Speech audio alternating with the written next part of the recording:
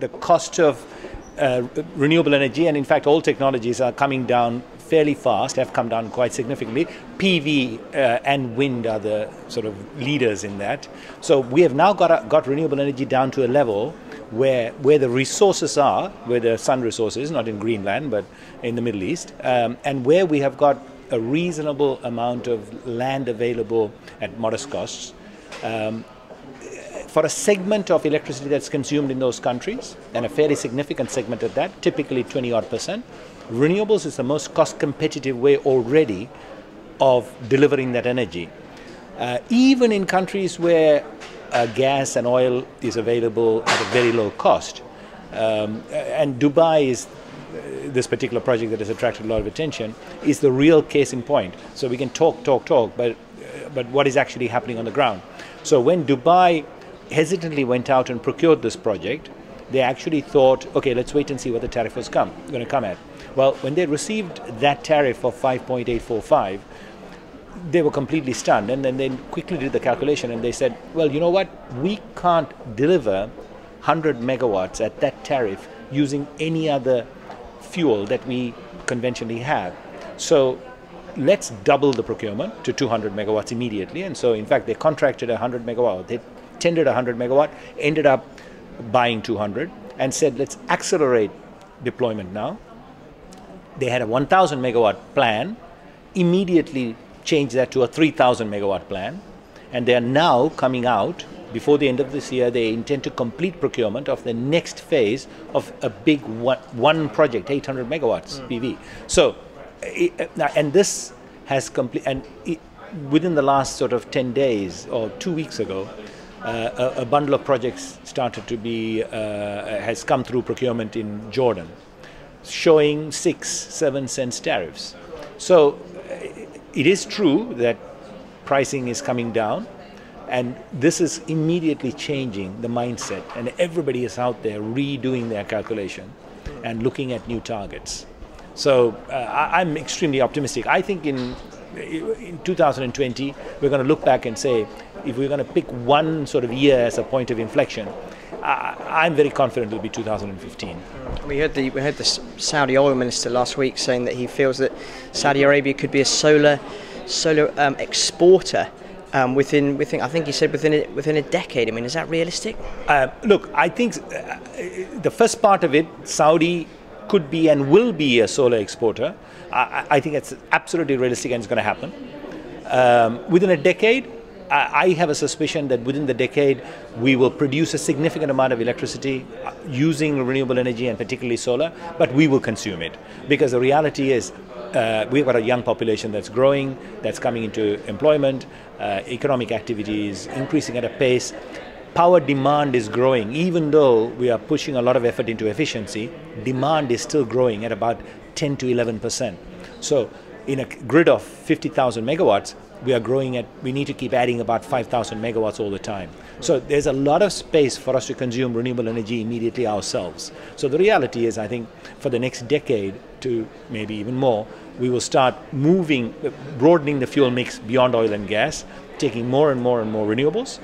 But there will come a time when we will have a certain amount of capacity for exports. In fact, the minute we start looking at a broader spectrum across countries, we can start to take advantage of time zone differences, peak energy differences in different grids, and start to balance out by selling and buying across countries as well. So I think there's a lot of opportunity, and I think the mindset is different now. We're becoming much more cost conscious, resource conscious. Yeah. That's the good news. The climate investment funds are clearly playing an important role, sort of leveraging finance around the world. Where do you see as the big markets in the next 10 years? Where do you think big major development funds and yourself are looking at? Look, climate investment funds are desperately needed to continue to do this fantastic job in two areas, in my mind. One area is in order to get into technologies that need to be grown fast. So whether it is CSP, whether it is geothermal, the cost of these are still relatively high compared to, say, something like PV.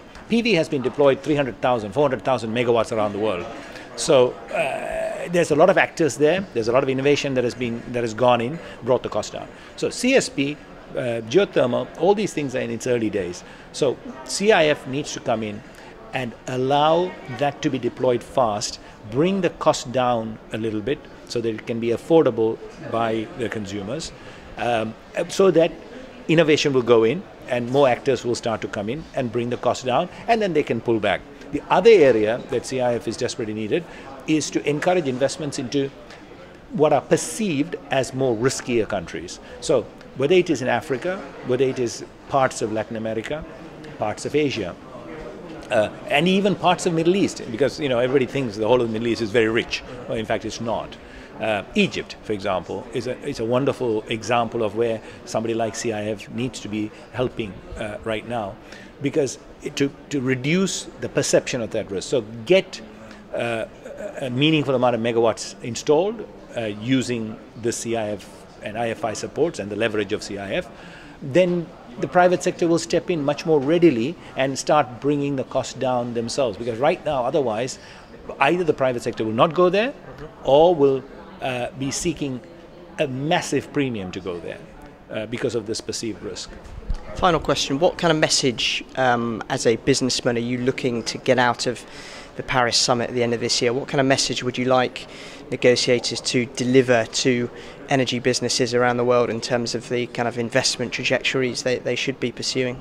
I think what the private sector is looking for from the policymakers is a very clear commitment to accepting renewable energy into the energy mix, and what we would like to see is whether they pick 5% or whether they pick 50%, it doesn't really matter, but they actually come out and pick a percentage so that as a target and give some convincing commitment to that target. So there should be a target for renewables. Absolutely. I think every country, because that is what is going to allow the private sector, give private sector the confidence of a market in order to then invest in innovation, continue to invest in bringing the cost down and make it much, much more affordable.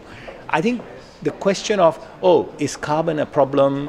Is it contributing? I think this is all a waste of time now. I think the reality, nature is showing us that, and I think it's just generally accepted everywhere.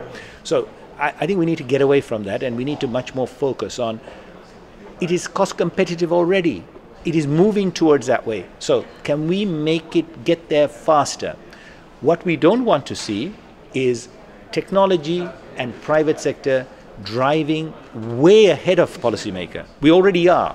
Usually what happens is, what the kind of nice way to do this is nice policies, stable policies, policymakers go forward, and we kind of race behind in order to then capitalize on it and capture it. And that keeps moving. Well, what has happened here is actually over time, well, I don't want to say, well, yeah, I have to say it. Policy has become irrelevant almost, okay? Innovation, private sector has sort of gone way past policy. But unfortunately, the wider that gap becomes, the more energy and tension will go towards managing that gap and getting diverted. So it's very important now that policymakers come forward with appropriate policies, clear guidelines, in order to then allow the private sector to do what it's good at. That is, it is good at being efficient, good at innovation, good at marshalling money, good at delivering services.